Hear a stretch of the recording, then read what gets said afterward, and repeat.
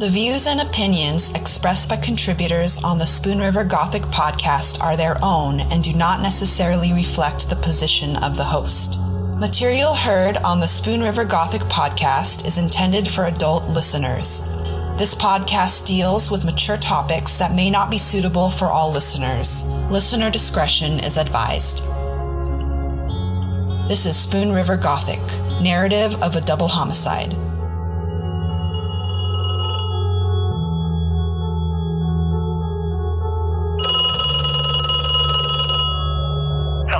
No one is available to take your call. Please leave a message after the tone.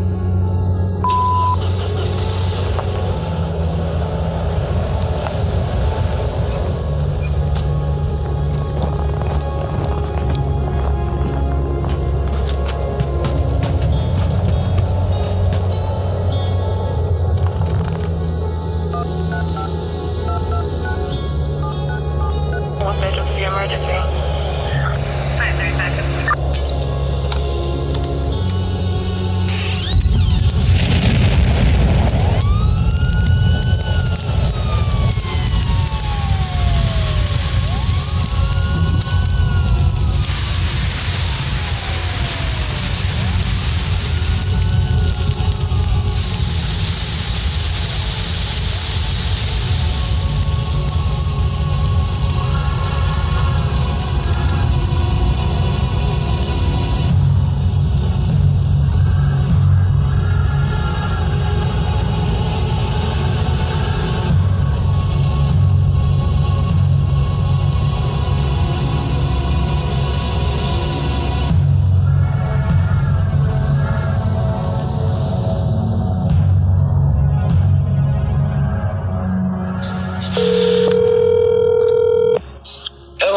Hi, is this Rusty? Yes, it is. Hi, Rusty. This is Anne Marie. How are you today? Good. I'm just gonna... I got you on speakerphone. Is that okay? That's fine. Yeah, that's fine. Do you mind if I record this? Oh, no. Yeah, I thought that's what you did, or I'm not sure how you did it, but I figured it was recorded somehow. So, Rusty, thank you so much for talking to me today. August had me reach out to you. I think you know who August is. He's the executive producer of the book and podcast. Yep. I know who he is, but I don't know him really well. But I mean, I know who he is, and I know he does, this podcasting thing. Yeah. Yeah. So, you live in Canton still? Yes, I do. Yeah. Oh, okay. Still live in the same place, build a house, here, it's been about 22, 23 years ago, and still here. Oh, wow. Same place. So you were a cop? Yes. Well, I was, born and raised here, graduated from Canton High School, went in the Air Force. I was Air Force Security Police, and then, when I was getting out, I decided I was going to get out of the military, so I tested for a couple of police departments. I was stationed in Texas, liked it, but I planned on moving back to Texas. But then my mom had some bad health, so I took the job in Canton and moved back here to help out the family with my mom. So. Oh. My dad was a cop in Cleveland, Ohio. Oh, wow. Yeah. Yeah, that's a life. Ugh. I bet you he had some stories there then. Yeah, he did. Here I am, I'm talking to you, and, I mean, I don't know, you can tell me whatever you want to tell me about the Donald Bull case, the police department, living in Canton. I am open to anything that you have to share with me.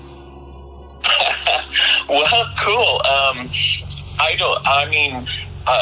Like with the Donald Bull case, I had only been on the police department for about 3 years back then. I believe, if I remember right, it was like January or February of 1993. Yeah. I was about to say I was working patrol then at the time. So, I mean, I didn't have a lot of experience with civilian police. Like I said, I'd only been there 3 years. So, I mean, I had been through the police academy and all the, the on-the-job training and everything. But, I mean, as, like, investigating the homicide or anything like that, I had nothing to do with that part of the case. I know I was working that morning, and to be honest with you, I don't remember if I was the one dispatched to South First Avenue to the house for the well-being check, and I was working with Sergeant Marty Brown, and I'm trying to think there was another officer working, and we had a lieutenant who was the shift supervisor, but I don't remember if it was Marty Brown that was dispatched or I was. But usually how working on the police department, if you weren't busy, on a call or following up on something, if somebody got dispatched to a call, then you just kind of headed that way in case they needed something, or just, if you're bored, kind of like everybody else, just see what's going on. But the sad thing is when you work day shift, a lot of times early in the morning, elderly people will pass away in the middle of the night. And then, in the morning when family or friends try to contact them, they can't get a hold of them. So they'll call the police department to go do a well-being check. And, sometimes they just fell down or there's something that happened normal where they're not hurt or injured or passed away. But there's quite a few times where you get there and the person had passed away, and then the police department would investigate the death and the coroner would be involved in everything. So this morning, I do remember it was cold out. It's kind of weird how certain things stick out in your mind. Yeah. But honestly, I can tell you this was like the first homicide I'd ever had been called to. I mean, when I was security police in the military, I went on, calls where people had died and things like that, but all of them had been determined, natural causes or suicide. But at the time when we got dispatched, all we just knew was a well-being check. So I remember I was coming down South First. I could see ahead of me, south of me, Marty Brown had pulled up and was already getting out of the car. And then the next thing, I could see him real quickly jump back in the car, and he called dispatch to tell him that, that at the residence where we were doing the well-being check, that it was on fire and they needed the fire department to respond.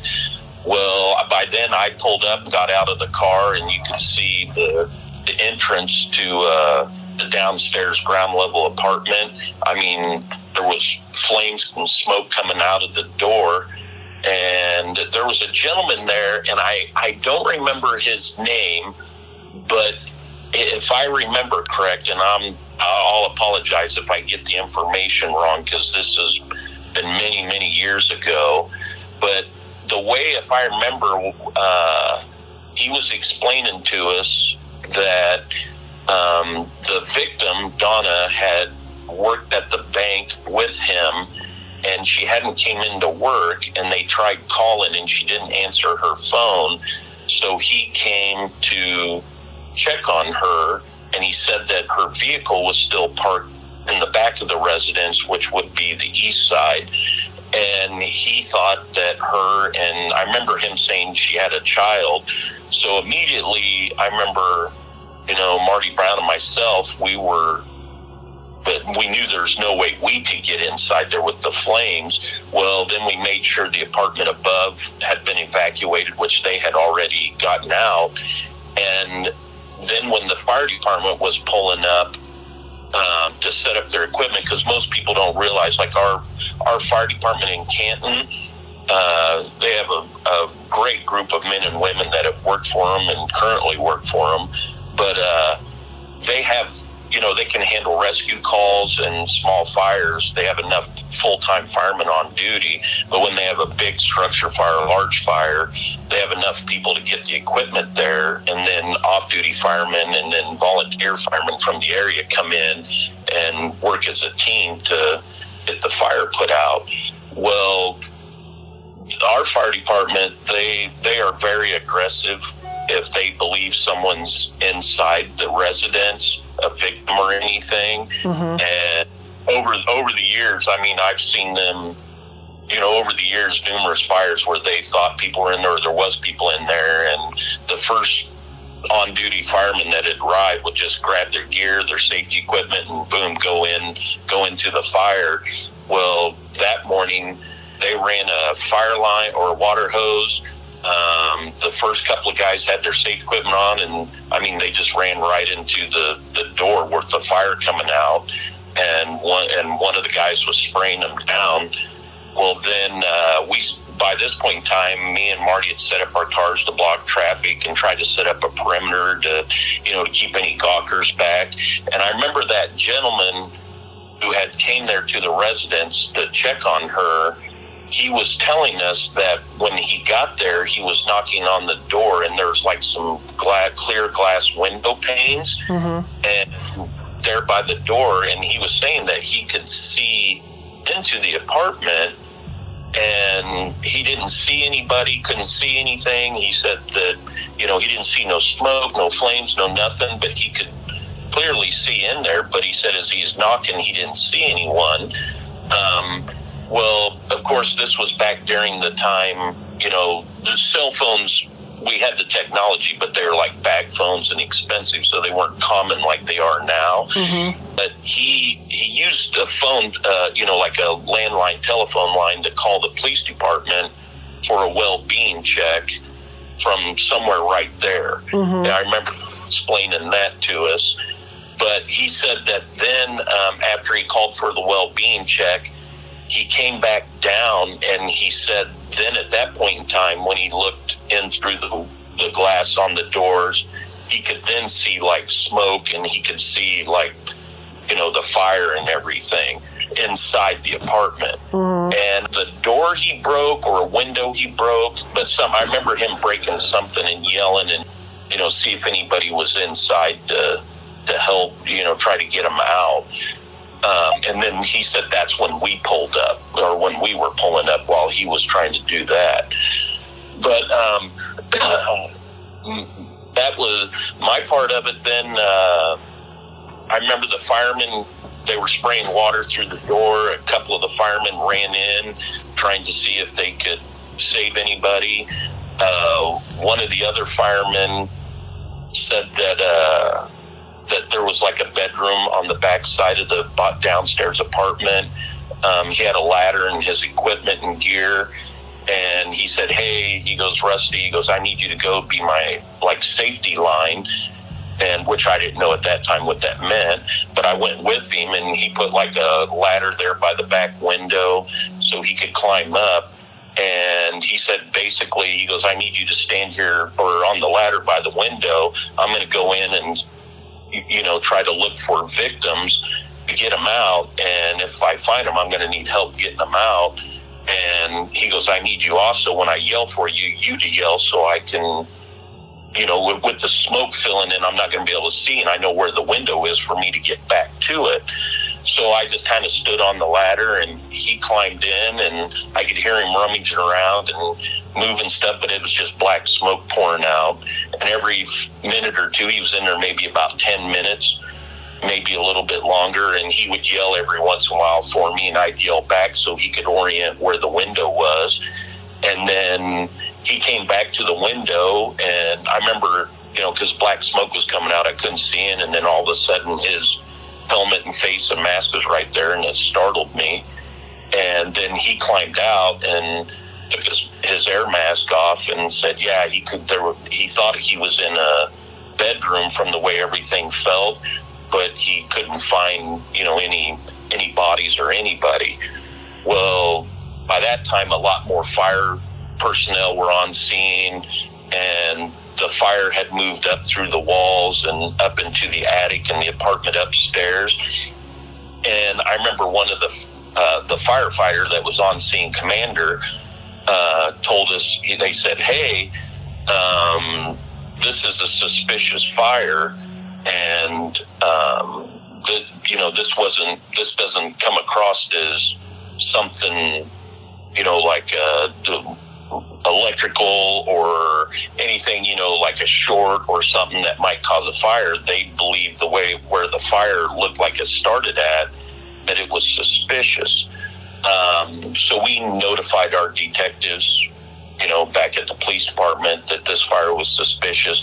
They told us too that they'd found 2 victims inside, and at that point in time we kind of assumed it was Donna and her daughter. But they were still fighting the fire. The fire department came up and said, hey, the fire's up in the walls and in the attic. We might lose the building. And I don't remember if they said they thought it was going to collapse or they were implying it was going to collapse. But they said that, hey, if we need to get photographs of the scene, we better do it now, because they said if it collapses, that might ruin anything. So I remember, I believe it was Detective Marty Bowden was there had arrived with the camera, and we ended up, like a volunteer fireman, he gave me his helmet and his fire jacket, and then another one gave Marty his helmet and fire jacket, the big bulky fire coat. And I remember because I was wearing my police hat, and I went and threw it in the car, and I put on a stocking cap because it was cold, and then I put on the helmet and the coat, and then I remember the firemen were trying to fight the fire upstairs, and then there were some firemen there inside, like spraying the fire down, keeping it knocked down. Detective Boat and myself, we went in, and he was taking photographs, which then, we used film, actual film, not digital. We didn't have digital then. And I remember first walking in, I had my flashlight because it was kind of smoky, but it wasn't full of smoke at that point in time, but it was smoky and ash and everything was all over, and it was dark. And I remember turning on my flashlight and seeing that it looked like a couch or like a fold-out bed kind of thing. Mm-hmm. And I'd see the Donna there, and then I thought, well, why is that doll laying there? I was like, why is there a doll? And I was thinking, they said she had a daughter, so that's probably one of her daughter's toys. Well, then when Detective Bowden started taking pictures with the flash, then in the flash I could see better, then I realized, that's not a doll, that's the girl, that's their daughter. And I remember we took, the firemen were like, okay, if we tell you guys run, head for the door and get out, because we don't know if we're going to be able to save the structure. But I remember Marty Bowden, he took a bunch of pictures and everything from all different angles and stuff. And we, from a distance, maybe about 6 feet from where the victims were. And then he took a few around the surrounding area. And then, we had to exit the building. And after we exited out, I remember, I gave the helmet and the coat back to the volunteer firefighter, and we were thanking him. And then, I remember Detective Bowden was talking to a couple of the firemen, the on-scene fire commander, I should say, about, what's making you think this is suspicious, what's going on. So, from the get-go, we knew it wasn't, we didn't know it was a homicide, but we knew also it wasn't, the firemen were giving us information that didn't imply like, they had a gas leak and then this fire just started, something along that. I don't remember. I remember getting his name at the time, after the fire department arrived and everything was settling down before the detective got there for the report. I remember getting like his name, date of birth and address and everything. The thing that sticks out in my mind was that the victim, she worked at the same bank he worked at. Right. And that's the main thing that sticks out in my mind right now. But I remember the detective was talking to him, and then I walked around the perimeter to check, because by then they had enough volunteer firefighters and all the volunteers that for ESDA and things like that were there, had set up, the traffic control and crowd control and everything. So me as a, just a road cop, just a, beat officer, I wasn't needed anymore. And, dispatch still gets calls from other people that I have, we have to go handle. So I was walking back to my police car, to leave. And I remember our lieutenant pulled up and was kind of like, "Hey, what's going on?" And I said, this lady didn't show up to work. A coworker came to check on her, and we got here for a well-being check. Well, ends up the house is on fire now, and there's the victim and her daughters in there deceased. And I go, and they're still fighting the fire. And he said, "Oh, okay." And I go, and I was explaining where, the roads was blocked off and the perimeter and everything to keep people away. And he said, "Okay." And then I remember he reprimanded me because my uniform was dirty and I wasn't wearing my hat. What? Are you effing kidding me? I'm sorry. No, and I remember that sticks out. I mean, it's weird how you remember things over the years, but I just remember looking at him and like, "Oh, okay," and "I'll do better, sir." And oh my gosh. And then I remember he left, and then I returned to my car and I cleared from the call. And after I cleared from the call, I don't really remember much else that day. Then I remember, like the detectives, I know it's a small police department, but it's not like, oh, I just walk in the detective's office and say, "Hey, tell me, about this homicide you're investigating. Give me the details." It's not like that. I mean, the detectives kind of keep things close to themselves when they're investigating crime. I mean, if it's something like a burglary or, some other kind of misdemeanor crime or some kind of felony, like you're the officer that took the initial call or did some follow-up on it, and you go in and talk to the detective and you say, "Hey, I interviewed these couple of people. I sent you copies of the reports. What do you think?" And they'll tell you, "Well, here, I think, we don't have enough yet for a warrant." They'll talk to you about things like that. But on a homicide, they don't just talk about it. It's kind of, they keep it to themselves while they're investigating it. But I know the fire department I don't remember the time frame, but over the next few days or weeks, I remember we found out that the fire department, their analysis testing had determined that there's an accelerant used. And I don't remember if it was gasoline, kerosene, or what. I just remember they said that there had been an accelerant dumped on the bodies and in the area where the bodies, were found, and that's where the fire had started.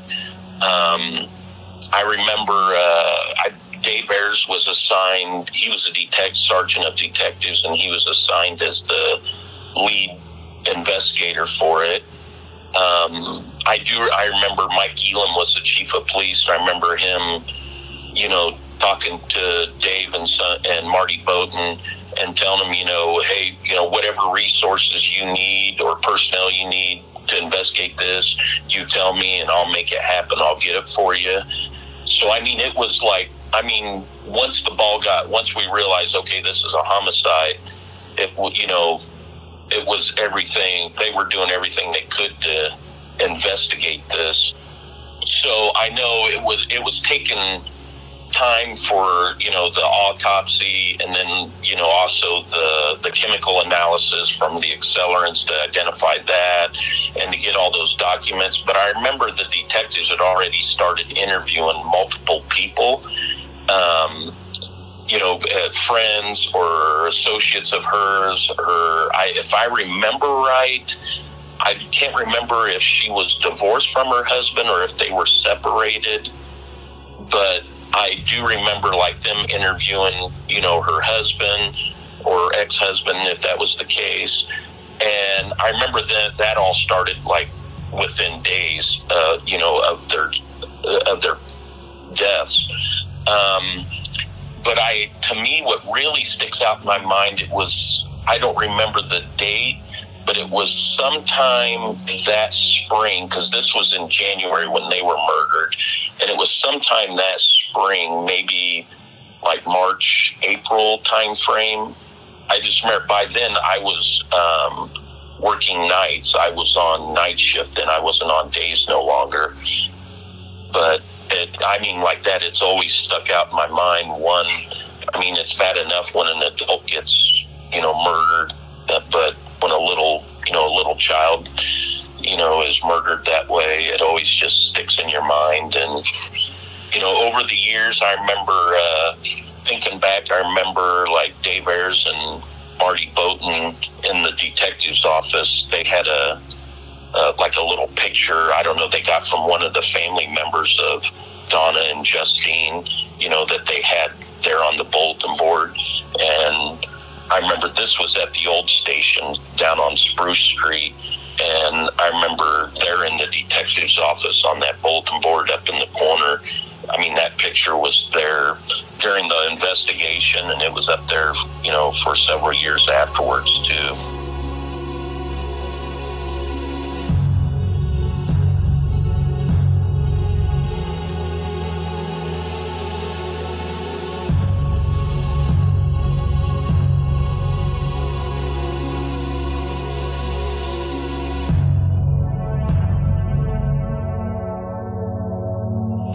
That's pretty much all I remember. That's of it. A lot. That's a lot of details, Rusty. That's really good. Oh, really? Okay. Yeah, and a lot. Obviously, we've been reading the court documents and all that, and everything you said lines up with what we've been reading. As far as, but the scene, that must have been horrible. And then your lieutenant shows up and, instead of like, are you okay after seeing what you saw? My dad was one of the first people to start a employees assistance program, and it was in Cleveland, and it was for the police department because... Oh, wow. Yeah, it was, it's a very... You're called on to do things like what you did. And as you're walking me through it, I'm thinking about the trauma that you must have experienced. And then, to have your superior be like, your suit's dirty. It's like, no, that must be... Yeah, it was, I guess, what do they call it? A different breed of policemen back then. Yeah, it's weird that after all these years that sticks out in my head, because I remember it, being cold, and then, with the firefighters spraying the water, the mist coming off, and, throwing my hat in the car and putting on the stocking cap, and then I put on that helmet, to help Marty Bowden and just to assist him, because he was the detective. I was basically just the guy holding the flashlight and helping carry equipment. And I just, then to be reprimanded, I just remember looking at him like, oh, okay, sir. Yep, I'll do better next time, And just all these years, it just stuck in one of those things that sticks in your mind. Yeah. Well, I appreciate the work that you did all those years, because I know that it's not easy, and even today it's harder because, police officers are not the heroes that they once were, even though, you showed up, you did what you were told to do, you risked your life, you saw horrible things. Yeah, I appreciate that. Thank you for your service is what I'm trying to say. Well, thank you. No, thank you. Yeah. I know I can definitely say I probably wasn't the best police officer, but I always tried my best. I always tried to treat, I always tried to treat people the way I'd want to be treated, if I was a civilian, dealing with a police officer. I'm sure there's times I failed at that, but I did always try. Yeah.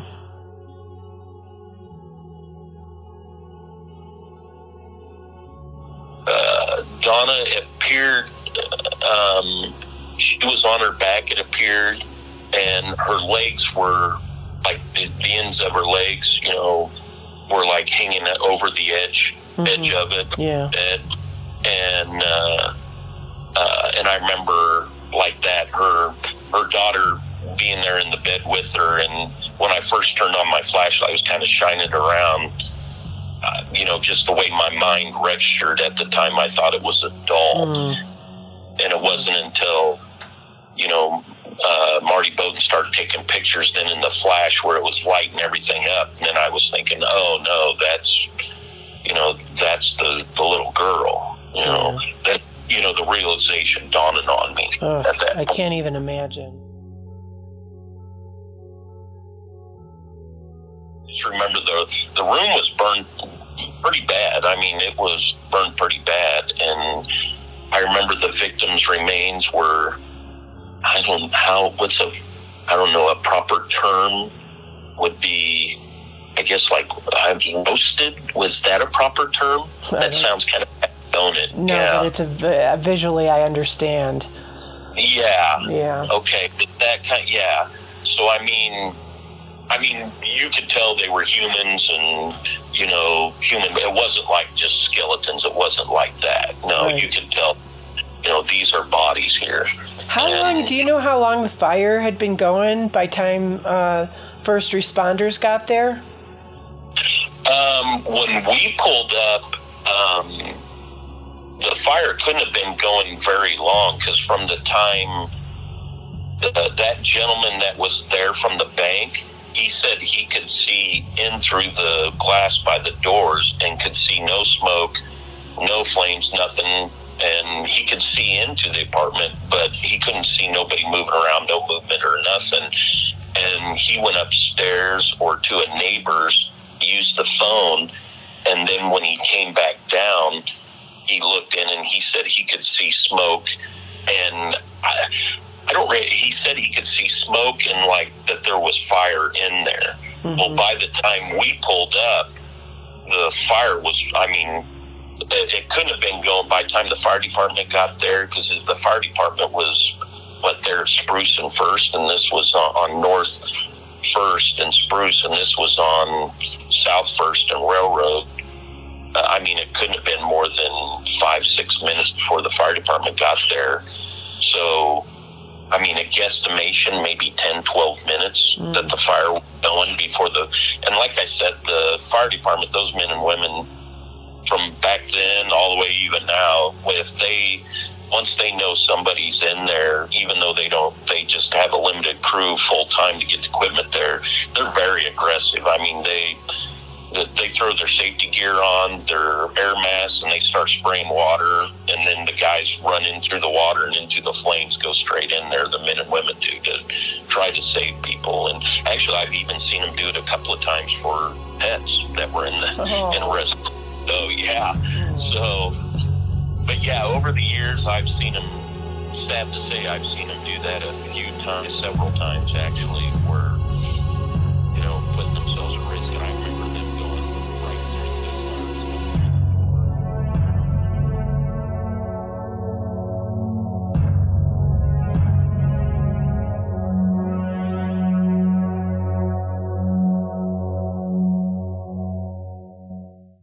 Spoon River Gothic is a production of Lonebird Media in association with CZ Studio.